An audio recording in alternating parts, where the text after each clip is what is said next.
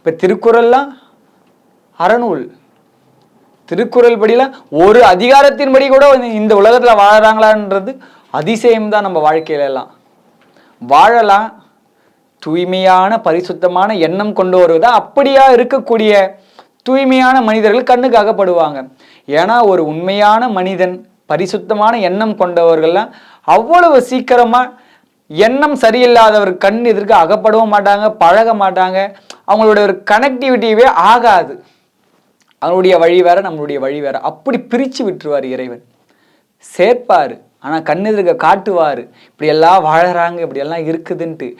நம்மளை மாற்றினா ஒரு நினைத்தா மட்டும்தான் நம்ம கண்ணுக்கு அகப்படுவாங்க அவங்க. இப்போ என் எண்ணம் சரியில்லை, ஆனால் ஒரு எண்ணம் சரியா இருக்கக்கூடிய மனிதரை என் வாழ்க்கையில நான் பார்க்கறேன்னா, அப்போ இறைவன் நான் என்னையும் அப்படி மாற்ற போறாருன்னு அர்த்தம். அப்போ நான் அதற்கான தயார் நிலை இருக்கும்பொழுது தான் அப்படி தூய்மையான ஆன்மாக்களை நம்மளால தரிசனம் செய்ய முடியும். நாம் அறநூல்களை படிக்க படிக்க என்ன ஆகும்னா, ஏன்னா நீங்கள் படிக்கிற அந்த சத்தம், அந்த ஒளி மனதுக்குள்ளே படித்தாலும் சரி, உங்கள் சேவ் ஆகிட்டே இருக்கும், பதிவாகிட்டே இருக்கும் நமக்குள்ள. அது என்ன பண்ணும்னா, நாம் ஒரு விஷயத்தை செய்யும் பொழுது அது உங்களுக்கு சொல்லும். என்ன சொல்லணும்னா, இது தவறு, இது சரின்றது உங்கள் மனசுக்கு சொல்லும். இந்த நூலின் பயன் என்ன, நான் படிக்கிறதால நமக்கு எது சரி, நம்ம எப்படி வழி, எந்த வழியில் போகணும், நம்ம எப்படி இருக்கு, இது எதுவுமே நம்மளுக்கு தெரியாது. தெரியாத காரணத்தால இந்த நூல்களை எல்லாமே நம்ம படிக்க படிக்க என்ன ஆகும்னா, நீங்க படித்ததை மறக்கலாம். ஆனா இது சரி, இது தவறு அப்படின்றது உங்க மனசு இந்த நூலை படித்ததால உங்களுக்கு அது கரெக்டா வழி நடத்திட்டு போயிடும். உங்களுக்கே நினைவு இல்லைனாலும் சரி, நீங்க இது சரி இது தவறு அந்த நூலை படித்திருக்கும் பொழுது அது ஆழ்நிலை மனதில் தங்கி இருக்கும். அது என்ன பண்ணும்னா, நீங்க மேல்நிலை மனசு உங்க மறந்திருந்தாலும் அந்த ஆழ்நிலை மனதானது நீங்க ஒரு விஷயத்தை செய்யும் பொழுது இது சரி இது தவறு, இது இப்படி போகணும் அப்படி போகணுட்டு உங்களுக்குள்ளவே உங்க கூட இருந்து வழி நடத்தும்.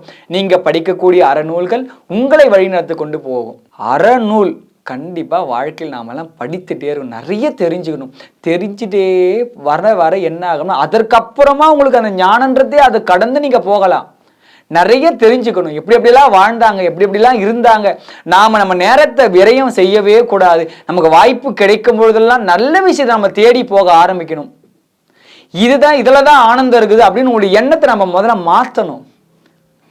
அப்போ அப்படி மாற்றி இந்த அறத்தின் வழி நீங்க நிலையா நிக்கணும்னு நினைத்தால் திருக்குறள், திருவாசகம், தேவாரம், திருவிளையாடல், புராணங்கள் அப்படின்னு பல நூல்கள் இருக்குது. உங்களுக்கு பிடித்த நூல்களை விரும்பி ஒவ்வொன்றின் ஒவ்வொரு நூலுமே ஒவ்வொரு சுவையை தரும், ஒவ்வொரு உணர்வை தரும். எல்லாமே மாறுபட்டு இருக்கும்.